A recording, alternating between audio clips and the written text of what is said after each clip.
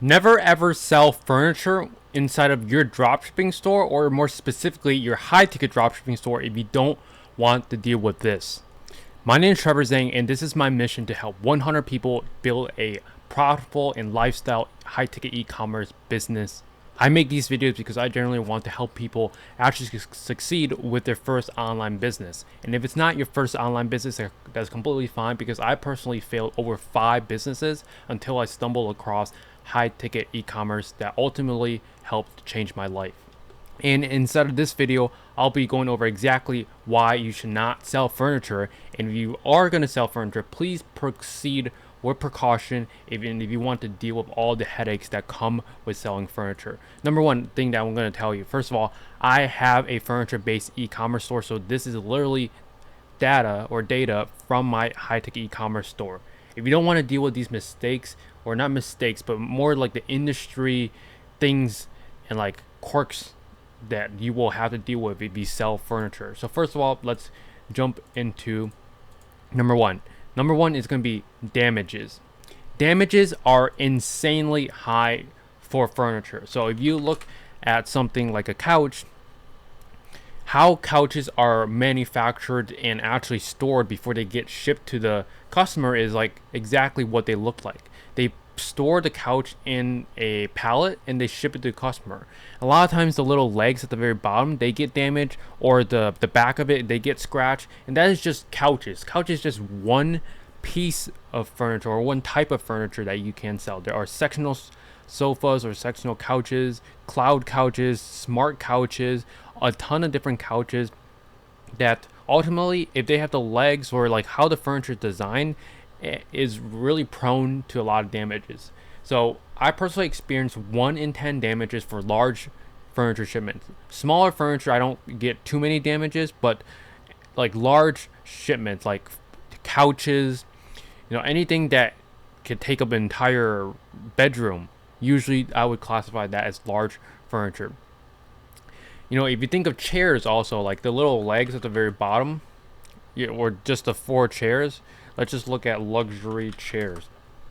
Because these chairs, or this type of design, they're very prone to breaking. How they're packaged and how they're shipped, they get treated very poorly, and they often, the item gets damaged, they get broken, and then the supplier has to replace it, and there is this chance that the customer doesn't even want the replacement. So it causes huge headache. This doesn't lose you money, but if this is the headache that you want to deal with personally yourself, then do furniture. If not, then I would highly avoid furniture as much as you can.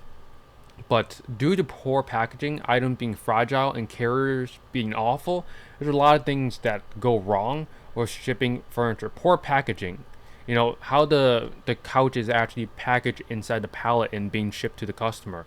Items being fragile. I shipped beds before, and beds are, they just break all the time. The headboards break. There might be how on the actual bed there's like 2 frames that connects it together. That breaks, and then it makes the whole bed like useless, and then they have to wait for replacement parts, and then replacement parts might take literally months at times if the supplier is out of stock of that replacement part, because they're getting it from overseas anyways. So damages, number one huge thing about furniture that I highly dislike. That doesn't mean you can't make it work, because I still have my furniture store that has been running for many years at this point. Number 2 is going to be way too many SKUs, variants, and combinations. So if you look at these beds, there's color, there's headboard like material, there's different sizes of the bed, like queen, twin, king, California king, and all these different variants of just beds alone. If you just think about couches, then there's like fabric, there's different colors, different sizes.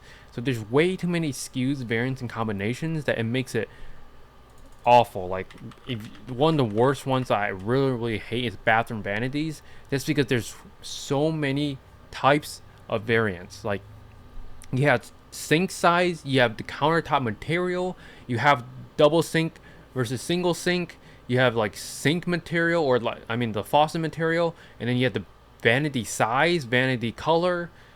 Way too many variants that it takes a long time to upload if you even can figure out how to read the price list. And yes, I was able to manage to upload most of these vanities, But it took a while. Like, I remember one brand, it literally took my VA 3 months, and there was like 3,000 to 4,000 SKU slash variants that we had to upload from scratch. And no, we didn't copy or scrape some products from other competitors because they didn't do a good job. So we did it completely from scratch. I usually use like some sort of app like Copy to get the base, and I heavily edit it because it just saves me time. It's not unethical at all in my opinion.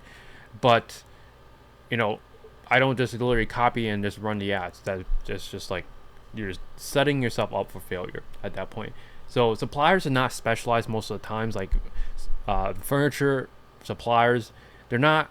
They make so many things. Like, it's rare to find suppliers that are just specialized in vanities or just specialized in beds, because a lot of like these bed manufacturers, they make beds, chairs, tables, dining room, um, rugs, and things like that. All types of furniture, and they're not specialized. And I find the specialized suppliers that only make lighting, only make vanities, those are like your bread and butter, and those suppliers usually do better for your store.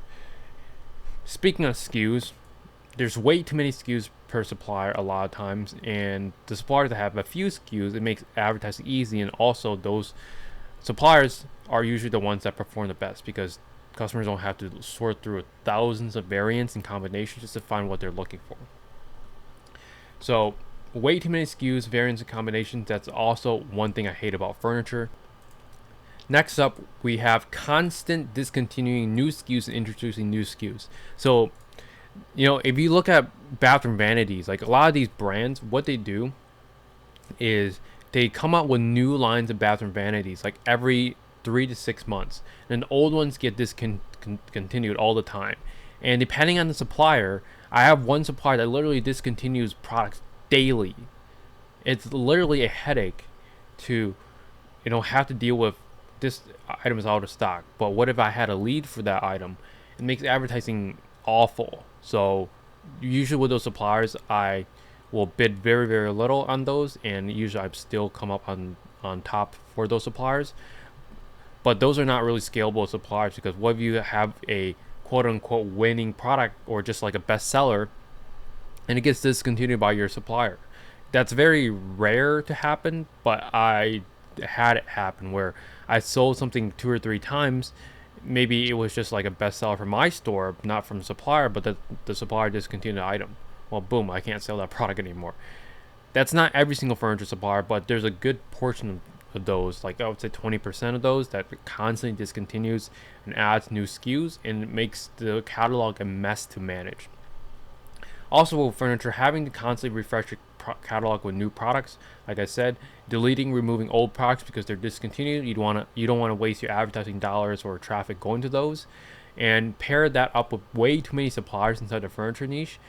There's like, on one of my furniture stores, I have 200 plus suppliers, and that is just scratching the surface, because on my supply research sheet, I had 2 or 3,000 furniture-based suppliers that haven't closed or uploaded just yet. So just so many suppliers out there, which it is a pro and a con, because you can eventually find some good suppliers for your store and make sales with.